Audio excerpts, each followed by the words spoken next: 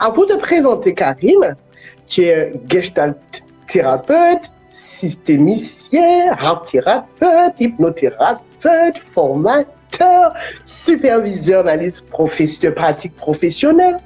En fin de compte, tu as un parcours qui est vraiment riche.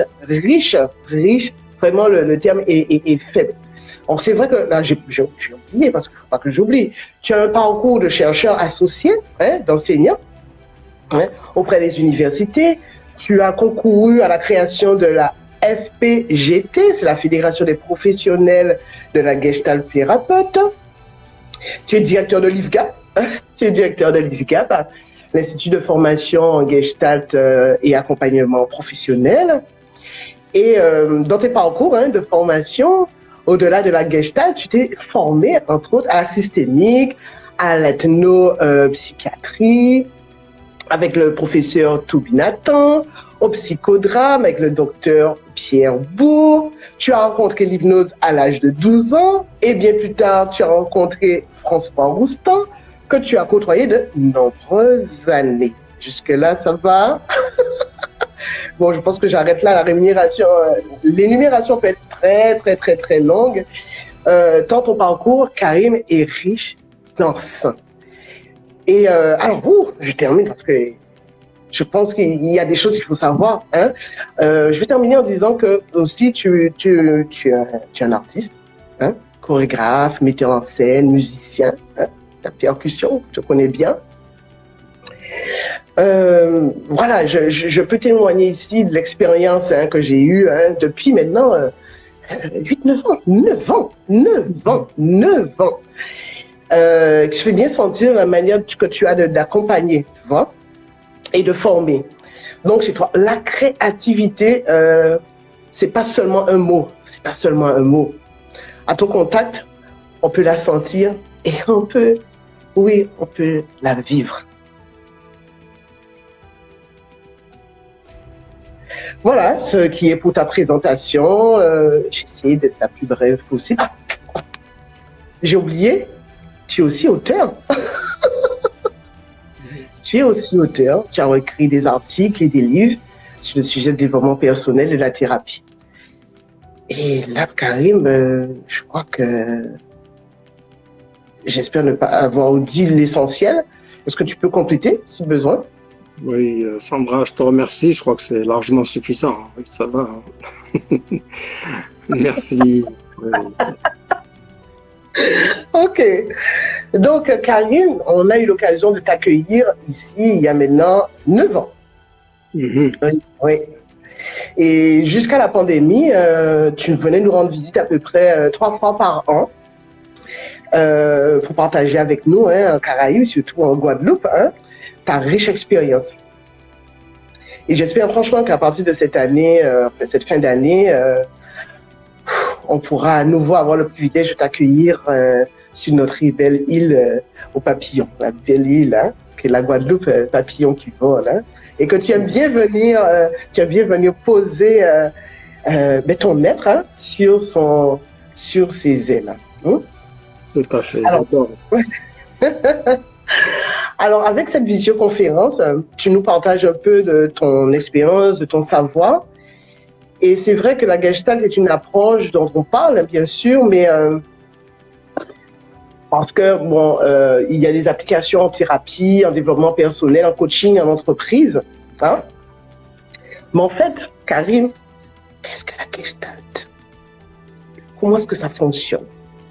Qu'est-ce que ça apporte de plus par rapport aux autres approches?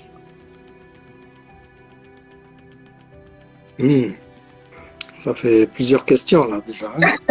Bon, on va commencer par le début. C'est quoi la Gestalt? Je pense que ceux qui nous écoutent peut-être se posent la question, mais c'est quoi exactement? Ils ont peut-être lu, mais ils se disent, qu'est-ce que c'est exactement? D'accord. Merci Sandra pour cette présentation. Bonjour à chacune, à chacun qui suivait ce moment de partage. Pour ma part, j'ai rencontré la Gestalt thérapie dans les années 70, donc ça date pas d'hier, en 76-77, avec un thérapeute américain qui s'appelait Maxime Furlow. Et c'est comme ça que j'ai rencontré la Gestalt thérapie. Et j'ai rencontré d'abord un être humain, un homme qui est vraiment aligné dans l'authenticité. Avec lui, j'ai touché ce que c'était que se rapprocher de soi-même, être soi-même. J'ai touché ce que c'était que devenir responsable de soi, devenir responsable de ses actes ou de ses non-actes. Et c'est s'autoriser à être fou, à être créatif, à être soi-même. Donc j'ai rencontré d'abord la Gestalt thérapie avec ce monsieur qui est pour moi un modèle. Ça a été un repère précieux pendant des années. Je l'ai côtoyé de près pendant une bonne vingtaine d'années. Et donc j'ai d'abord été dans l'expérientiel. La Gestalt, c'est d'abord quelque chose qui est pratique, qui est dans le vivant. C'est ça qui m'intéresse. Et puis j'ai rapidement rencontré un autre thérapeute, un tout autre style qui n'a rien à voir, deux thérapeutes, un Français qui s'appelle Jean Ambrosi et Marie-Christiane Baudou, là que j'ai côtoyé pendant une bonne quarantaine d'années. Donc deux dynamiques différentes.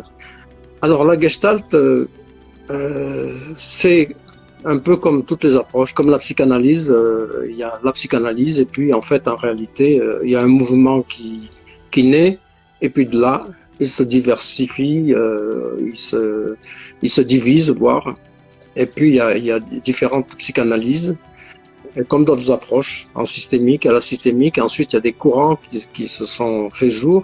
Et bien la Gestalt c'est pareil, hein, c'est une approche qui s'est développée d'abord aux USA avant de venir en France dans les années 70.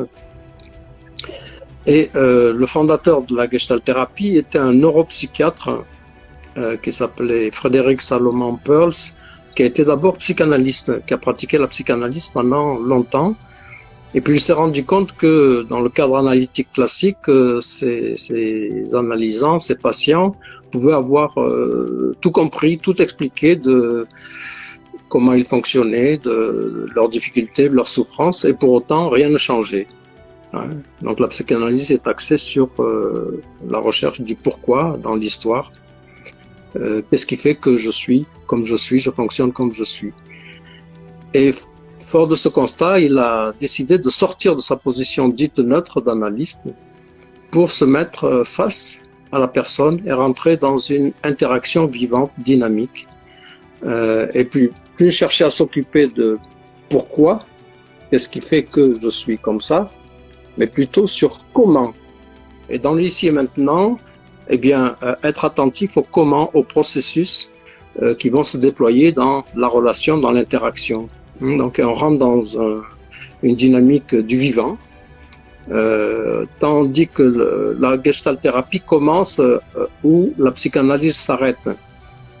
En Gestalt thérapie, on est orienté vers le changement avec une prise en compte globale de la personne, le corps, les émotions, et puis toute la dimension mentale, voire spirituelle, et c'est la prise en compte de l'humain dans son interaction avec les autres, avec l'environnement. Alors je pourrais en parler longuement. Je vais essayer d'être le plus concis possible, aller à l'essentiel pour essayer de partager qu'est-ce que c'est que cette approche. Donc moi je peux parler de la Gestalt thérapie que je pratique. Comme je l'ai dit, il y a plusieurs courants, plusieurs sensibilités. Comme tu l'as évoqué, j'ai participé à la création de la Fédération des professionnels de la Gestalt thérapie, dont je suis membre actif, parce que dans cet espace-là, il y a un espace justement gestaltiste où il y a l'aspiration à se rencontrer les différentes sensibilités, les différentes pratiques qui existent. Et donc moi, depuis maintenant plus de 40 ans, depuis 77, j'ai une pratique et que tu as approché bien sûr. Une Gestalt, c'est une forme qui tente à se réaliser, à s'accomplir d'elle-même. Au niveau organique, on va dire que, on va reprendre un exemple simple, là je suis en train de parler, ça peut faire 4 heures que je suis en train de parler, essayer de faire partager, faire comprendre qu'est-ce que c'est la Gestalt thérapie. Et puis, si je vais commencer à avoir la bouche sèche, je vais avoir la gorge qui va me gratter. Rien que ces deux informations sensorielles, corporelles, si je suis à l'écoute de moi, eh bien, je vais en prendre conscience et je vais identifier qu'il y a un besoin de réhydratation qui est là, le besoin de boire. Et puis à partir de là, bien, je vais me mettre en mouvement pour répondre à ce besoin. Et une fois que j'ai bu, il y a différentes étapes, on appelle le cycle de la Gestalt, le cycle de réalisation de la Gestalt, qui sont identifiés, que je ne vais pas développer ici. Mais pour essayer d'illustrer simplement cette notion de Gestalt, je prends cet exemple simple. Donc je vais me mettre en mouvement et je vais boire. Une fois que j'ai bu, ça y est, cette forme qui a émergé du fond de mon organisme, qui s'appelle un besoin, trouve un cycle d'accomplissement par différentes étapes. Et puis, ça y est, j'ai bu, j'ai plus soif, je suis à nouveau disponible à l'émergence d'une nouvelle Gestalt. Et pour faire simple, ça c'est au niveau physiologique, mais il y a différents types de Gestalt qui vont se déployer. Et dans notre histoire, il y a des Gestalt dont le cycle d'accomplissement a pu être bloqué ou perturbé, pour refouler, pour prendre un autre langage psychanalytique.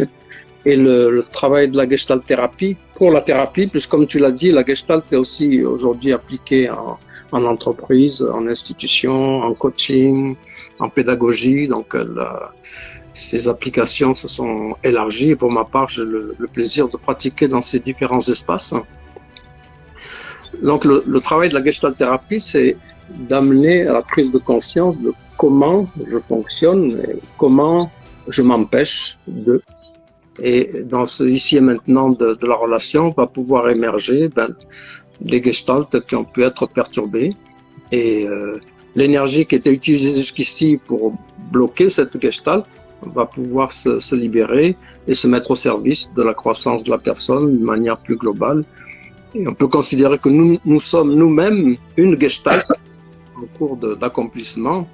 On sait que l'achèvement de la gestalt, on le connaît, il est inéluctable, mais d'un temps plus philosophique et spirituel, ça pose des questions de qu'est-ce que c'est que cette réalisation, qu'est-ce que c'est que cette évolution, cette réalisation. Donc ça nous amène après à la dimension philosophique, voire spirituelle, qui appartient à chacun, à chacune. Donc la gestalt est aussi fini par être une manière d'être en relation avec soi, en relation avec le monde. Et ce que j'ai beaucoup aimé avec notamment Jean Ambrosi et Max Furlow, pas que, mais comme c'était mes références premières, c'est la notion du respect du rythme de chacun. On a chacun notre propre rythme de croissance, d'évolution, et il s'agit d'être à l'écoute et dans le respect de ce rythme. Il y a une image qui est utilisée qui dit que ça sert à rien de chercher à vouloir tirer sur la plante pour qu'elle pousse plus vite, donc plus de la déraciner qu'autre chose. Donc il vaut mieux travailler la terre patiemment et faire en sorte créer les conditions pour qu'elle se déploie et qu'elle évolue dans le chemin et la finalité qui est la sienne. Donc une attention très importante, en tout cas pour ma part, comme tu le sais, un des livres que j'ai écrit s'appelle Bien réveiller, se réveiller chaque matin, où j'apporte l'attention, cette notion de rythme dans lequel nous sommes tous les jours en connexion, que nous en soyons conscients ou pas. Nous avons tous notre propre rythme d'évolution, notre propre rythme de croissance. Et là, il s'agit que ce soit en pédagogie, que ce soit en coaching, que ce soit en thérapie, d'être attentif à cela. Et là, cette attention, elle ramène à un principe fondamental de la gestalt thérapie, qui est la notion de maturité, de maturation. Donc, il y a un travail de maturation, et l'espace de la thérapie est un espace de maturation où on est orienté vers le changement, vers la transformation, vers l'évolution, et à l'écoute du rythme que la personne tolère pour aller vers le changement. Donc, et cette notion maturation, eh bien, elle est reliée à la notion de responsabilité que j'ai évoquée au début de mon propos. La responsabilité au sens du mot en anglais, responsabilité, responsibility, hein, c'est développer la capacité à répondre d'eux. Hein, c'est dans ce sens-là, c'est pas moral, juridique, c'est vraiment ontologique, c'est dans l'être, dans son rapport à soi et au monde de manière plus large. Voilà, je sais que je pourrais parler pendant des heures. Alors oui, je sais. Alors, Karine, j'ai une question. Bon, alors, on est sur les ressources de la Gestalt, mais qu'est-ce que ça apporte de différent par rapport aux autres méthodes qui existent aujourd'hui? Alors, les autres méthodes, il y en a des centaines aujourd'hui. Ouais. À une époque, il en sortait une tous les 10 ans. Maintenant, il en sort une tous les 6 mois, quasiment. C'est une très bonne question. Je ne vous remercie pas de me l'avoir posée. Bon, comme tu le sais, j'ai expérimenté pas mal de méthodes, que ce soit la PNL, l'analyse transactionnelle, pas mal d'approches. Pour ce qui me concerne, ce que je trouve riche, ce qui m'intéresse dans la Gestalt que je développe, c'est vraiment cette approche globale de l'être, l'approche du vivant, vraiment dans sa globalité. Aussi cette dimension créative. Dans la Gestalt, il y a vraiment la notion de créativité qui est importante. Hein. Et puis, comme tu le sais, c'est dans le rapport au corps. Pour ma part, j'ai développé tout un travail dans le rapport au corps, deux données fondamentales dans la Gestalt que je développe, qui est le rapport au corps et la relation. Il n'y a aucune formation à la relation. Hein. Ça m'amène à une autre donnée de la Gestalt qui est la notion du contact, la fonction du contact. Hein. En général, nous ne sommes pas en contact ni avec nous-mêmes, ni avec l'autre ou les autres de l'environnement. Nous sommes dans cet espace intermédiaire là, du cogitum, de l'imagination, des fantasmes, mais nous ne sommes pas vraiment là. Ouais, vraiment ici et maintenant. La Gestalt thérapie, c'est la thérapie de l'ici et maintenant. Être vraiment là, c'est par le corps. Si nous sommes là devant nos smartphones et conscients de l'être, c'est parce que nous sommes dans notre corps et qu'il y a des informations par différents canaux sensoriels qui nous parviennent, qui font que nous avons plus ou moins conscience d'être là et vivant, et dans cette relation virtuelle. Donc là, il y a le corps, et comme tu le sais, en général, on travaille sur 5 sens. Habituellement, on parle d'un 6e sens qui souvent peut être appelé soit l'intuition ou ramené à des perceptions paranormales. Ouais. Pour ce qui me concerne, je travaille sur 14 canaux sensoriels. Ouais. Donc, au niveau du corps, il y a un travail qui est autrement plus riche et qui ne se fait pas par ailleurs, à ma connaissance, en ayant évolué, et toi-même, je pense que tu le sais. Donc, il y a des choses dans la Gestalt que je développe qui sont spécifiques à l'enseignement qui est partagé dans l'IFGAP et depuis 9 ans en Guadeloupe. Donc, par rapport à d'autres approches, il y a ce travail vraiment très spécifique où Jean Ambrogi a été, entre autres, m'a apporté un précieux enseignement, et par rapport au travail sur le rythme, la notion du rythme, et par rapport au corps et par rapport à la relation. Et là, il y a une écoute du corps qui est fine, avec un travail intégré dans la Gestalt qui s'appelle le mouvement essentiel, thérapie du mouvement essentiel, qui est vraiment la possibilité de prendre en compte les dimensions archaïques de l'être, les dimensions archaïques qui en tout cas peuvent se repérer dans les manifestations corporelles et énergétiques. Nous sommes en général formés au cogitum, à la partie la plus haute ici qu'on appelle le néocortex, la partie de la parole, de la représentation, des images, de la pensée. Et sur un mode analytique, c'est ce qui prévaut l'enseignement, les formations, notamment ici en Occident. Depuis quelques années, on commence à parler, on parle donc de QI, de quotient intellectuel. Depuis quelques années, on parle de quotient émotionnel. On parle de l'intelligence émotionnelle qui correspond au deuxième étage du cerveau, le cerveau limbique. Et pour ce qui me concerne, même si en neurosciences, certains semblent commencer à l'oblitérer, à l'oublier un peu, il y a un niveau encore plus archaïque qui s'appelle le cerveau reptilien.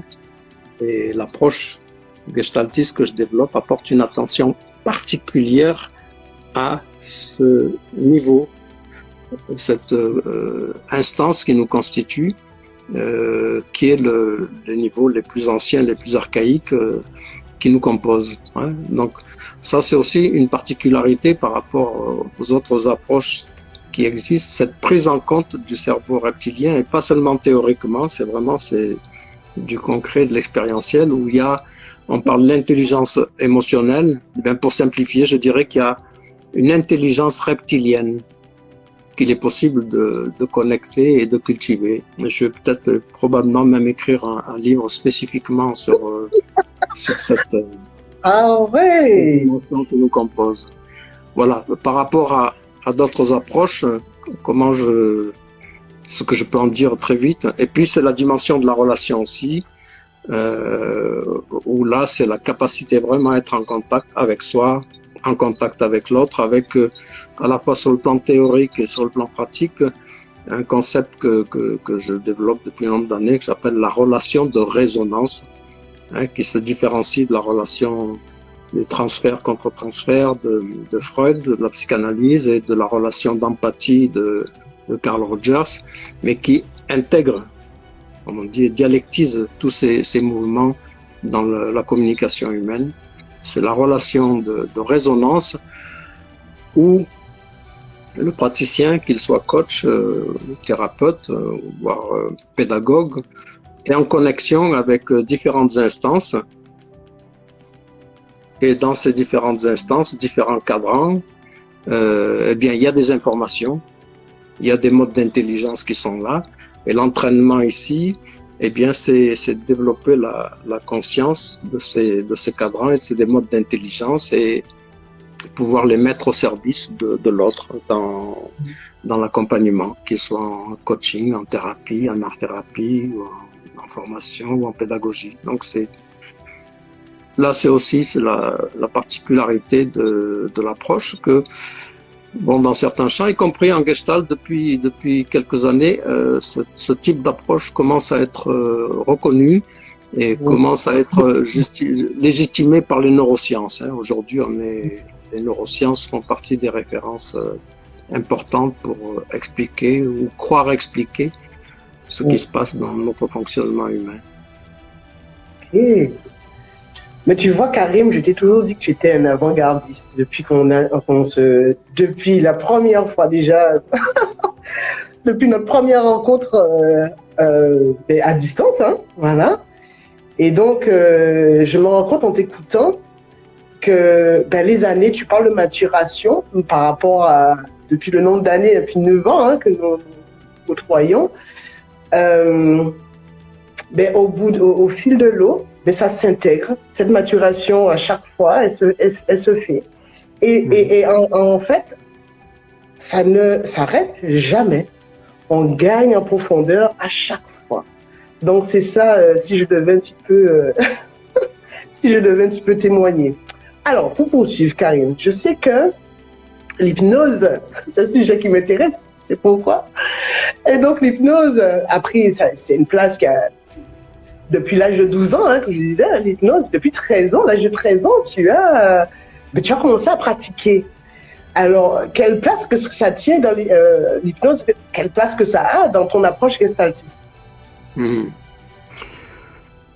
Très bonne question. Tu en as d'autres comme ça? Oui, donc, oui, comme tu l'as dit, j'ai commencé à pratiquer l'hypnose à 13 ans. Ouais, donc j'hypnotisais tout ce qui pouvait me tomber sous la main et j'ai commencé à être une espèce de thérapeute sauvage très tôt, dès l'adolescence. Ouais. Donc ça a été ma premier mode d'exploration et d'auto-exploration et d'exploration de certains fonctionnements de l'humain. C'est comme ça que j'ai découvert aussi les possibilités de processus inconscients et de la dimension inconsciente de l'humain et de ressources qui sont là et qui peuvent être mobilisées, notamment par l'hypnose.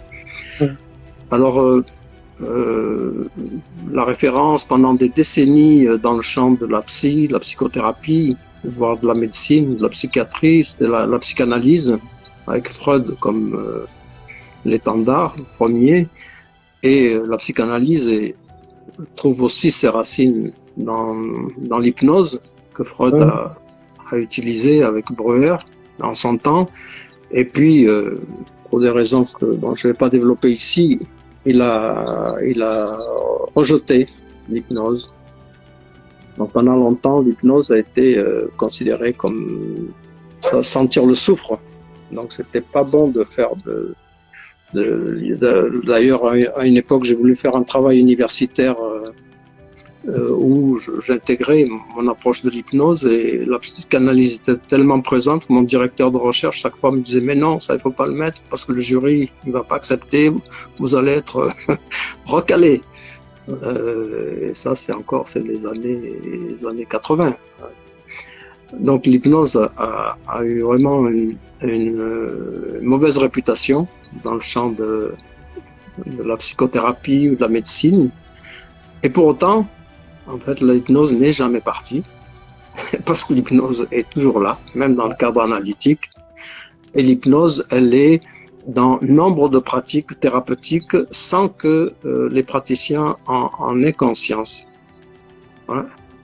Et en gestalt-thérapie, elle est là d'autant plus dans la façon de mobiliser le corps et les émotions, et elle est là. Donc, avec le parcours qui est le mien, où l'hypnose a toujours été là, pour ce qui me concerne, ce que j'essaie de transmettre dans mes formations, c'est de sentir quand cet état, ce moment-là, advient dans la relation, ce soit chez la personne qui est accompagnée et ou chez le praticien lui-même. Et à ce moment-là, d'évoluer avec ce niveau de vibration, ce niveau de présence et fonctionner avec cet espace et cette ressource. Donc ça, c'est l'hypnose qui se fait dans la vie de toute façon. Certains d'entre nous, là, en ce moment, devant le smartphone, sont en état d'hypnose, sans s'en rendre compte. Allez, sortez de cette hypnose. Voilà, c'est tout le monde là. Donc, l'hypnose, c'est la vie. On se retrouve régulièrement en état d'hypnose sans s'en rendre compte. Donc là, certains d'entre vous, peut-être vous êtes appuyés sans vous en rendre compte très fortement sur le coude ou avoir avec les jambes croisées très très fortement. Et peut-être si vous commencez à prendre conscience de votre corps, vous allez vous rendre compte que vous ne ressentez plus rien, que le corps est comme anesthésié. Ouais. Et effectivement, on a la possibilité, nous-mêmes, sans nous en rendre compte, de nous anesthésier. Donc, tout ce qui se passe dans l'hypnose, ce sont des choses qui se passent et qui peuvent être mobilisées de manière intentionnelle au service de la personne accompagnée. Donc, pour ma part, donc, je sais pratiquer l'hypnose en mettant en place des rituels, des techniques comme il en existe, et en même temps, je n'en ai pas besoin quand j'accompagne parce que je sais quand cet espace-là, ce mode relationnel est là. Et à ce moment-là, j'évolue avec, j'utilise cette ressource au service de la personne. La chose importante ici, c'est toujours cette notion de je suis là. D'abord, l'autre chose importante ici dans la philosophie de l'approche, c'est que d'abord, si je fais ce métier, si je rentrais dans ce métier, c'est que je me cherchais moi-même. C'est la quête de l'être, c'est parce que j'étais en souffrance, j'avais besoin de me soigner. Donc ça, c'est la chose importante, c'est de connecter qu'est-ce qui m'anime. Si je suis dans ce mouvement dans ce processus, c'est répondre à un besoin premier, égoïste d'abord. Et à partir de travail thérapeutique, pour ma part, je m'inscris dans la nécessité de passer par un travail de thérapie personnelle, en tout cas pour avancer en tant que professionnel de la thérapie en tant que telle. Et puis à partir de là, de sentir que ma voie, mon chemin, c'est celui-là. Moi, très tôt, avant de faire de la thérapie, de manière instinctive, j'ai été dans cette posture, d'abord de thérapeute sauvage, et puis thérapie personnelle, formation, et ça a conforté que ma place, mon chemin, c'est celui d'accompagner l'autre, les autres.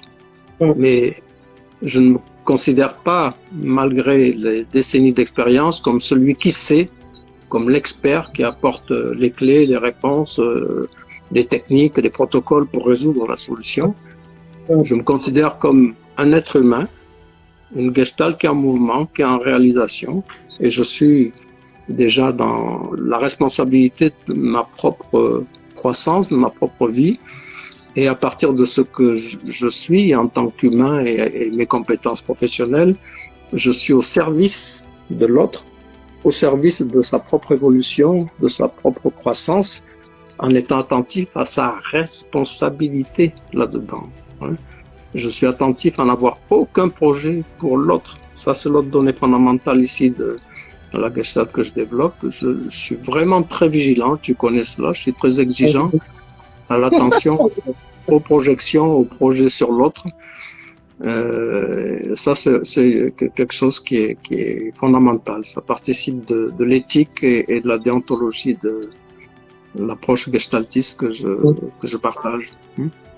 Donc, je suis là au service de l'autre et la gestalt thérapie, fondamentalement, c'est une thérapie de l'accouchement. On dit que l'approche est maïotique. La maïotique qui vient du philosophe grec Socrate, qui était l'art de poser les bonnes questions pour accoucher de soi-même. Donc, il s'agit de créer les conditions, la relation et mobiliser les ressources possibles, moi en tant que professionnel, et les ressources de la personne pour avancer vers l'accouchement qui est prêt à se faire. Voilà. C'est exactement ça, parce que c'est vrai que dans ma pratique, je dis que je suis une sage-femme, j'aide à l'accouchement. Donc dans ma pratique, c'est ça. Et pour revenir un peu à ce que tu disais par rapport à l'hypnose, ça je l'ai eu à te raconter et tu avais bien rigolé un bon coup. C'est que je continue à me former avec toi et bien sûr, quand on est dans cette mouvance, on aime à découvrir autre chose. Donc je m'étais formée à la PNL et j'étais juste en technicien PNL et je faisais des protocoles et ce protocole, je le faisais avec une autre stagiaire et le formateur était là pendant que je faisais ce protocole. Et puis, ça m'a fait rigoler. Je rigole après. Il me dit, oh, attention, tu l'as mis sous hypnose. Attends. Alors, c'est lui que je sens qui est un peu... et moi, je dis, mais c'est bizarre. Moi, je pratiquais déjà. C'est des états que j'avais vus, mais pour moi, c'était pas de l'hypnose. C'était juste, j'étais là avec la personne. Et c'est après, quand je t'en parle, tu m'as dit, tu as rigolé, tu m'as dit, mais sans pas, c'est intégré ça. Et donc, du coup, je me suis dit, ok. Donc, ça veut dire aussi, dans ce travail sur moi, dans cette présence à moi-même, dans cette pratique, pourtant, j'apprenais autre chose, mais il y a des choses qui restent l'air de rien. C'est ce que j'aime dans l'approche, c'est que il y a cette qualité de présence à soi, bien sûr, si on veut faire le travail, le job, après, obligé, et qui fait que naturellement, dans cette présence, on peut amener l'autre aussi à se révéler, à se dévoiler, à être tout simplement et à faire son autodiagnostic, pas autodiagnostic, mais son propre travail en fin de compte. Voilà. Donc c'était un petit peu ça que j'avais envie de partager par rapport à l'hypnose, parce que ça m'a rappelé cet épisode de formation. Alors, je ne sais pas, pour ceux qui sont là avec nous, si vous avez des questions, c'est l'occasion. Donc, que je vois, et là, alors, Il y a Isabelle, Roger, Kairi, Grimaud, Nicolas. Est-ce qu'il y a des questions? Bon, en tout cas, s'il n'y a pas de questions, bon, ben voilà. Bon, je vais suivre. Si vous avez des questions, je ferai savoir. Hein, Karim? Donc, alors j'ai une question pour toi, Karim. Qu'est-ce qui caractérise tes enseignements, ton enseignement, tes formations? Tu as déjà répondu, mais est-ce que d'une certaine façon, mais bon, de manière plus, on va dire, académique peut-être? Il y a une expression que tu as utilisée, que je vais te rappeler, ça s'appelle l'air de rien. Ouais, voilà, donc la forme pédagogique, c'est que très souvent, beaucoup de choses sont transmises, l'air de rien, sans que vous vous en rendiez compte même. Donc, les gens qui viennent dans cet espace pédagogique de formation, eh bien, c'est tellement riche que toutes les données sont là quasiment tout le temps. Maintenant, ces données, elles peuvent pas être toutes conscientisées et intégrées. Et ça demande du temps et de la maturation. Et ça empêche que ça opère sans que nécessairement il y ait le niveau de conscience et d'intégration élaboré, évolué. Tu viens d'en témoigner. Ouais, tout à fait. Donc il y a cette notion de rythme. Pareil, il y a la prise en compte de chacun. Là ici, chacun de nous est singulier. Voilà, ça c'est la chose importante. Chacun de nous est singulier dans une société où on cherche à ce que tout le monde soit dans la norme. Ça, c'est le fond de la Gestalt thérapie, c'est que pour moi, c'est une approche anorme. Bien sûr, il y a besoin de normes, mais nous sommes chacun des êtres singuliers. Et ça, c'est cette singularité qu'il s'agit de vraiment prendre en compte, pas seulement de manière intellectuelle, mais de manière organique. La notion de responsabilité, ça peut être un concept, mais là, ici, c'est vraiment complètement vécu quand je suis avec un bébé, quand je suis avec un handicapé ou une personne âgée, quelle que soit la situation de la personne, son âge, son origine, je suis en connexion avec sa part de responsabilité, sa capacité à répondre d'eux, et vigilant à être connecté avec cette part-là. Hein. Et ça nécessite de l'attention au projet pour l'autre, hein, le projet sur l'autre, hein, faire la part. Donc il y a la prise en compte que chacun est singulier, que nous ne sommes pas des machines, des mécaniques, que nous sommes dans le mouvement de la vie. Le mouvement de la vie, c'est du changement. Et je dis souvent, pour essayer de donner une image de la pédagogie et de l'approche, c'est que quand on vient dans l'espace de formation que je propose, à l'IFGAP, eh bien c'est un peu comme une poupée gigogne.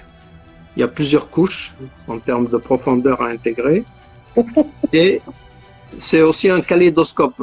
Un kaléidoscope, on regarde à un moment donné et il y a une configuration donnée, des formes, etc. Donc il y a à la fois, quand on vient, on arrive comme un kaléidoscope avec une configuration donnée et on capte ce qu'on est en mesure de capter.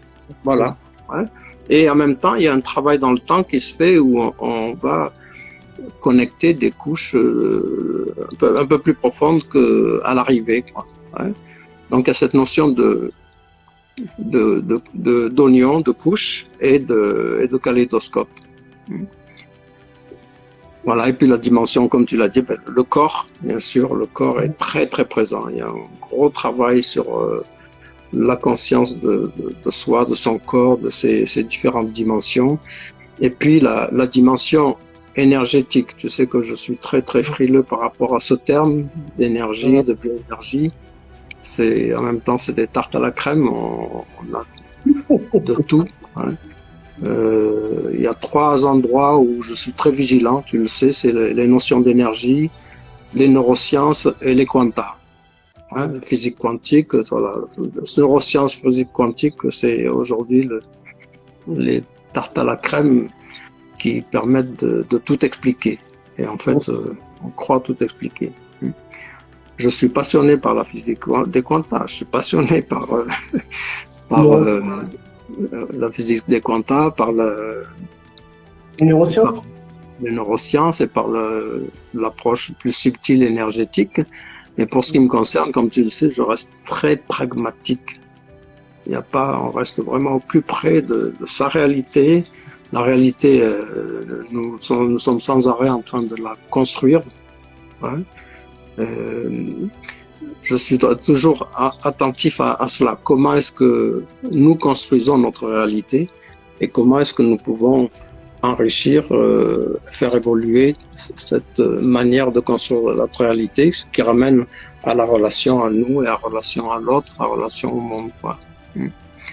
Donc ce travail est vraiment très, très important sur le corps, dans le corps, avec ses différentes dimensions et la relation. Et puis, une autre donnée importante, c'est la notion du respect. Quand on parle de responsabilité, on parle de rythme, vient cette notion de respect là aussi. Ça veut dire avoir de l'égard pour l'autre, ça veut dire prendre soin. Et là, c'est prendre soin de soi. Donc ici, l'enseignement, c'est d'abord prendre soin de soi. C'est une approche égoïste. C'est-à-dire que mieux et plus je prends soin de moi, et mieux je peux être vraiment disponible, respectueux de l'autre et apporter le soin à l'autre. Pas nécessairement dans le sens médical du terme. Bien que des médecins, psychiatres, psychologues sont formés avec moi et utilisent ça, intègrent ça dans la pratique. Donc ça, c'est l'autre donnée, prise en compte globale de l'être, de soi, donc, et avancer vers la meilleure écoute, meilleur respect de soi. Donc c'est faire la part de nos projets professionnels, projets personnels. Donc on est sans arrêt dans la formation en train de traiter son propre instrument, son propre corps, et se questionner sur faire la part de moi en tant que professionnel ou futur professionnel, et moi, ma vie privée, et veiller à ce qu'il y ait un équilibre dans tout ça. Vous voyez, moi, aujourd'hui, il y a un terme qui revient de plus en plus, c'est l'usure professionnelle et le burn-out. Depuis plus de 20 ans, j'accompagne régulièrement des burn-out, et j'ai la chance, moi, très tôt, entre autres avec Jean Brosi surtout, à être très, très, très sensibilisé à cette notion de l'usure professionnelle et du burn-out. Et donc, avec lui, notamment, pas que, mais beaucoup avec lui, j'ai appris cette notion de la préservation de soi. Donc, et là, que dans mon enseignement, je transmets cette notion de la préservation de soi, et de manière très, très concrète. Donc, ça veut dire prendre en compte le corps, la relation à soi, à l'autre, au monde, et puis, comme tu le sais, les bonnes questions qu'il s'agit de se poser, de se rappeler régulièrement. Je ne sais pas si j'ai répondu à la question. Complètement. Et je rebondis sur cette notion d'oignon. Et si je peux me permettre, parce que je ne vois pas de questions, de témoigner un peu. Oui. La première saison, parce que nous avons eu des saisons. La première saison avec toi, je me rappellerai toujours que j'avais fait un premier mois, mais un mois complet. Et je me rappelle, première semaine, les autres stagiaires me disaient oh, tu fais un mois, c'est que tu es... c'est que tu es courageuse. Deuxième semaine, c'est que tu es courageuse. Mon Dieu, tu fais... Oh, troisième semaine, et puis il y avait des gens qui partaient, qui revenaient et tout. Je me disais, mais c'est pas possible, pourquoi on me dit ça? Et en fait, mais c'était tellement ça, et je me rappellerai toujours. Fait troisième semaine et début quatrième semaine. Ah là, je crois que j'ai atteint le summum, j'ai atteint la machine à laver, parce que chaque semaine, c'était quelque chose. J'en apprenais, c'était, je pense, c'était les épluchures, les choses qu'il y avait en trop, que je sortais avec joie, jusqu'à un moment où il y a une partie de cet oignon, j'ai commencé à toucher à quelque chose de qui me touchait de très, très, très, très, très près. Et du coup, je me suis dit, non, mais c'est juste pas possible. Et en fait, je me suis dit, bon, ben, je suis un petit peu guerrière, hein, challengeuse. Je me suis dit, non, c'est juste pas possible d'en arrêter là. Et c'est la raison pour laquelle, depuis, donc, je t'ai demandé de venir faire des sessions en Guadeloupe pour poursuivre aussi mon enseignement et faire profiter en Guadeloupe de cette façon de cette pédagogie qui, pour moi, est plus qu'humaniste. Elle est vraiment concrète. Et c'est vrai, sur cette notion du rythme dont tu parles, on a tendance, parce qu'il y en a eu beaucoup qui sont venus dans nos stages, qui sont déjà formés à tout type de pratiques et qui ont eu du mal, en fin de compte, parce que c'est toute une, j'ai envie de dire, toute une reprogrammation de pensée, puisque comme tu dis, on reste beaucoup là, et cette notion du corps qui est vraiment un élément essentiel pour moi et de ta pédagogie avec laquelle c'est la vie tout simplement. J'ai envie de dire que c'est la vie.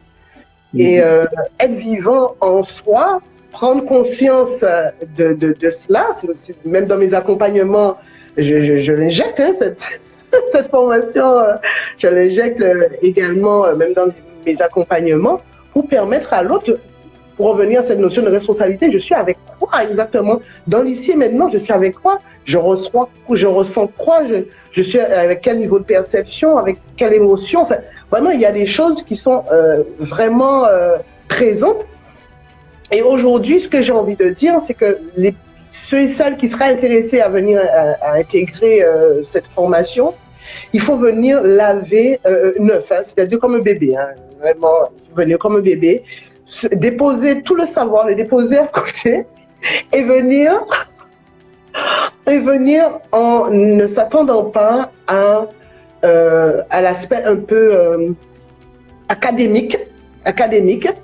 Parce que oui, je me suis rendu compte pour beaucoup qui ont été formés, ils viennent avec un format et ils s'attendent au format. Et c'est ça qui est le plus douloureux. Donc moi, en tout cas, pour ma part, je suis très contente, j'arrête pas de te le dire, Karim. Je suis contente parce que moi, je n'ai été polluée de quoi que ce soit, en dehors de quelques lectures que j'avais fait et qui a fait que j'ai pu être à même de, je dirais, d'incarner, d'implémenter, de vivre. Vraiment, c'est vraiment le mot incarner ta pédagogie et qui fait que je me sens beaucoup plus à l'aise avec les autres pratiques parce que cette notion de responsabilité, et comme tu as eu à me dire, Sandra, on peut créer demain un programme, une thérapie, on fait quelque chose, on peut créer quelque chose là tout de suite, tellement, en fin de compte, chacun, avec sa singularité, peut créer quelque chose à partir de lui-même. Moi, ça, je l'ai très bien compris et je le vis pleinement, je dirais, chaque jour. La créativité libérée, vraiment, et je connecte tout un travail de longue haleine à ce que je suis et je me découvre encore. Donc déjà, toi, je te dis merci. J'ai été un petit peu long, c'est vrai. C'est vrai que toi, tu fais partie des personnes qui ont pris le risque de venir en université d'été pendant 4 semaines, non-stop à plein temps. Et donc, c'est vrai que c'est intense. Et puis c'est vrai que à la fin des 4 semaines, tu as remarqué, on dit mais c'est déjà fini, hein, on aimerait que ça continue encore. Hein, donc à la fois c'est intense et à la fois on rentre dans un mouvement où on se rend compte qu'il y a toujours à apprendre, à évoluer. Et puis bien, effectivement, à partir de là, tu m'as invité, je te remercie, à venir en Guadeloupe pour partager cette manière d'être, d'avancer, de travailler, d'accompagner l'autre. Je reçois régulièrement des professionnels, hein, je suis sollicité par des professionnels qui sont déjà formés, que ce soit en coaching ou en PNL ou en hypnose ou en quel que soit régulièrement. Et voilà, il semble, c'est sans arrêt validé que là, dans l'approche IGAP, celle que je propose, il y a un plus qui est là. Hein, il y a un plus. Il n'y a aucune prétention en plus, je dis pas que ça y est, c'est la méthode miracle, ça n'existe pas, tout ça, c'est de l'illusion. Là, c'est des choses très concrètes, expérimentées, Et l'approche qui est développée, moi je continue à l'appeler Gestalt, mais les Gestalt thérapeutes qui sont venus, qui viennent dans mes sessions, disent mais attends, ce que tu développes là, c'est au-delà de la Gestalt, tu pourrais lui donner ton nom, donner un nom. J'ai dit non, moi des méthodes, il y en a tous les jours qui sortent aujourd'hui, donc j'ai regardé quelles sont mes filiations, quelles sont mes références. Et la première, c'est Gestalt thérapie, donc je reste fidèle à cette filiation. Et entre autres, l'autre élément important que je transmets, qui a été très très enrichissant pour moi, c'est la formation à la systémique, qui participe d'une approche globale de la réalité du monde, très très très riche et très très pratique. Donc l'approche ici s'appelle Gestalt biosystémique, hein, c'est-à-dire que il y a ces deux approches qui sont les références premières. En même temps, une expérience du corps qui est multiple, qui va des médecines naturelles, puisque bon, j'ai aussi, il y a plus de 45 ans, étudié la naturopathie, l'hygiène vitale. Je me suis passionné par la médecine chinoise. Voilà, au niveau du bien-être et de la santé, donc des choses concrètes auxquelles je me suis approché, l'ostéopathie. Tout ça, c'est là, ça participe ça nourrit le parcours et la synthèse, hein, la synthèse qui caractérise la méthode de l'IFCAP, hein, qui est transmise. Voilà pour. Ok. Bah alors, j'ai envie de te dire comment on se forme avec toi. Alors, on se forme. Moi, je suis, avec la pandémie, a ouvert les canaux de la visio, hein. Donc, beaucoup de professionnels, thérapeutes ou formateurs ou coachs ont été amenés à utiliser ce mode. Et j'ai des amis même qui n'utilisent plus que ce mode maintenant, travaillent qu'en visio. Non, ça c'est pour les accompagnements. La formation, c'est autre chose. Bien pour se former, par exemple pour la Guadeloupe, eh bien il y a la mise en place. J'espère que nous allons dès octobre, fin octobre, je me rappelle plus, c'est le 26 ou 27 octobre, la prochaine session. Ça fait ça, oui. C'est des sessions a priori, ça va être la reprise d'une session de 2 fois 3 jours. On peut faire l'un, l'autre ou les deux ensemble. Et puis 3 sessions dans l'année, puisque j'essaye de venir 45 jours par an, si tout repart bien en Guadeloupe, avec plaisir. Et puis entre-temps, il y a cette séquence en présentiel pour la Guadeloupe, et puis entre-temps, il y a un travail qui va se faire en visio, puisque maintenant on a cette technologie qui est intéressante. Donc pendant les temps où il n'y a pas de présentiel, il y aura aussi de la visio. Voilà. Okay. Bon, je sais pas, tu as envie de rajouter quelque chose? En tout cas, pour ma part, je pense qu'on a fait un beau tour, hein, sur les ressources de la Gestalt, hein, selon Karine de l'IFGAP, hein, directeur de l'IFGAP. En tout cas, moi, je tiens à te remercier, ne serait-ce que te réécouter, écouter des notions que je connais. Alors, effectivement, ça m'a fait prendre conscience qu'il y en avait beaucoup que j'incarne de manière sans avoir réfléchi, hein. C'est de l'acquis. Et puis de l'autre, pouvoir t'entendre les redire, hein, parce que tu es aussi avec ça, sur cette notion de revoir la base. Et c'est vrai qu'à un moment, on peut avoir du mal, hein. On a eu ça, je dis, mais on le revoit. On a vu ça, je dis non, on le revoit, mais à ton niveau, oui, c'est revisiter. C'est cette notion de visite à nouveau et à chaque fois. Et en réalité, quand on évolue, cette visite sert toujours, en fait. Donc, c'est comme un gamin. On peut lui répéter les choses. Il le comprendra à mesure qu'il prend conscience dans sa vie. Donc, c'est pareil. Oui. Je tiens à te remercier vraiment parce que, comme tu sais, par rapport à d'autres praticiens, d'autres thérapeutes, d'autres coachs, je vais pas dire je fais la différence, mais je vois un peu les limites en fin de compte par rapport à certaines pratiques, hein, comme on dit, devenir coach en 12 jours ou thérapeute en 12 jours, bon voilà, hein, donc il y a de quoi réfléchir, hein, avec ce type de proposition, voilà. En tout cas, bon, je vais en arrêter là. Je tiens à te remercier. Effectivement, je crois, hein, c'est le 28 octobre. Hein, nous avons une session, hein, comme tu as dit, de 2 fois 3 jours ou 6 jours pour ceux qui sont intéressés. Oui. Ce que je peux compléter encore, rappeler, c'est que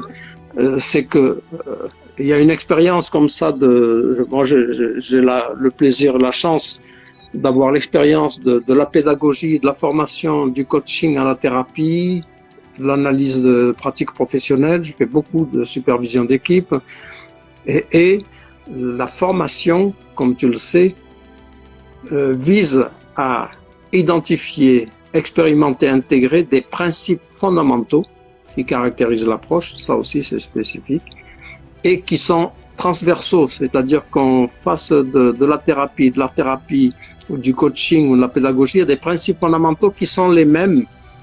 Et c'est ça d'abord qu'il s'agit de repérer, d'intégrer, de rendre dynamique. Et ensuite, il y a la notion de cadre qui est importante, de niveau d'implication de la pratique, où la formation permet, si je me forme au coaching, par exemple, de pouvoir vraiment poser le cadre du coaching, la posture qui va avec, et ensuite avoir une sensibilisation, une sensibilité telle que si l'autre accompagné, peut-être c'est mûr pour lui de faire de la thérapie, il peut indiquer à la personne, bien là peut-être c'est le moment d'aller faire un travail plus spécifique sur ce point qui revient et qui pose question au problème. Et si la personne fait le cursus de la thérapie, elle est coach, puisqu'elle a la conscience, elle passe par ce cadre, ces différents cadres, ces niveaux d'implication que tu connais, et elle est en capacité d'être aussi coach. Et puis la forme pédagogique, si le projet c'est d'être beaucoup plus dans l'animation ou l'expression artistique, puisqu'il y a la dimension de l'expression artistique et thérapie, et bien la personne en formation va sentir ce qui lui va le mieux. Il y a des gens qui viennent avec le projet d'être thérapeute et puis qui se disent bon, finalement, je préfère rester au niveau du coaching ou de l'animation plus éducative, pédagogique. Il y en a qui viennent avec le projet d'être dans le coaching et puis se rendre compte ah non, mais j'ai envie d'aller plus loin. Donc ça permet à chacun vraiment de sentir et d'ajuster son évolution, quoi. Donc ça c'est le caractéristique de cette formation, c'est que il y a des principes fondamentaux qui sont transversaux, quelle que soit la formation qu'on fait. Et cette année donc en Guadeloupe va être reprise, comme il y avait des personnes qui le souhaitaient, va être aussi la dimension de l'analyse de la pratique, développer l'animation de groupe d'analyse de la pratique, ce sera intégré pour les gens qui sont motivés. Il y a plusieurs personnes qui ont exprimé leur intérêt. Il y aura un travail spécifique qui sera fait avec aussi pour les gens qui veulent se former à l'analyse de la pratique. Voilà pour la. Et puis il se passe la chose analogue en métropole aussi. Et puis le Maroc aussi attend. Le Maroc attend et j'espère que 2023. D'ici même cette fin d'année peut-être, en tout cas 2023, au Maroc aussi, j'aurai le plaisir de partager ça avec mes frères marocains et mes sœurs marocaines. Là pour l'instant, le projet des frères et sœurs guadeloupéennes que j'aime beaucoup. On t'aime beaucoup aussi. Bon, ben, tu es joignable, je crois, c'est sur Facebook, hein, sur Karine Régal, mais aussi Facebook, LinkedIn, Instagram aussi, hein, voilà. Donc, yvesgap.net, hein, www.yvesgap.net. Donc, pour les plus curieux, je vous invite à aller regarder le site est bien fait. Moi, je le trouve qu'il est très bien fait, simple, concis et à l'image de Karine. Dans cette simplicité, avec cette voix bien douce, mais qui transmet ce qu'il y a bien à transmettre. L'air de rien. Merci à toi, Karine. Merci Sandra, et puis bon week-end à tout le monde, bonne fin de journée, et à bientôt. Merci. Bye bye. Bye bye.